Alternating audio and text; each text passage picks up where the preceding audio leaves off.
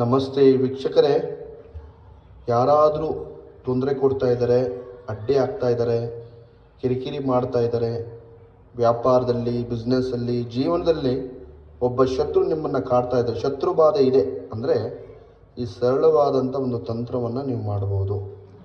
ಒಂದು ಅರಿಶಿಣದ ಕೊಂಬು, 2 ಮೊಳೆ, ಒಂದು ಸಣ್ಣ ಕೆಂಪು ಬಟ್ಟೆ, ಒಂದು ಕಪ್ಪು ದಾರವನ್ನು ತಗೋಬೇಕಾಗ್ತದೆ. ಆ ಅರಿಶಿಣದ ಕೊಂಬು ಮೇಲೆ ಯಾರು ನಿಮಗೆ ತೊಂದರೆ ಕೊಡ್ತಾ ಇದ್ದರೆ ಆ ಶತ್ರುವಿನ ಹೆಸರನ್ನು ಬರಿಬೇಕು. ಬರೆದು ಆ ಮೊಳೆ, ಕೆಂಪು ಬಟ್ಟೆ ಮತ್ತು ಅರಿಶಿಣದ ಕೊಂಬು ಆ ಕಪ್ಪು ದಾರದಲ್ಲಿ ಕಟ್ಟಿ ಸಂಪೂರ್ಣವಾಗಿ ಸುಡಬೇಕು.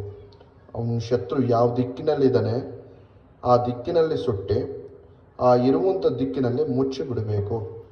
ಮುಚ್ಚಿ ಬನ್ನಿ, ಶತ್ರು ನಿಮ್ಮ ಜೀವನದಲ್ಲಿ ನಿಮ್ಮ ತಂಟೆಗೆ ಬರಲ್ಲ, ನಿಮ್ಮ ವಿಚಾರಕ್ಕೆ ಬರಲ್ಲ, ನಿಮ್ಮ ಕಣ್ಣಿಗೆ ಕಾಣಿಸಲ್ಲ. ಮಾಡಿ. ನಮಸ್ಕಾರ.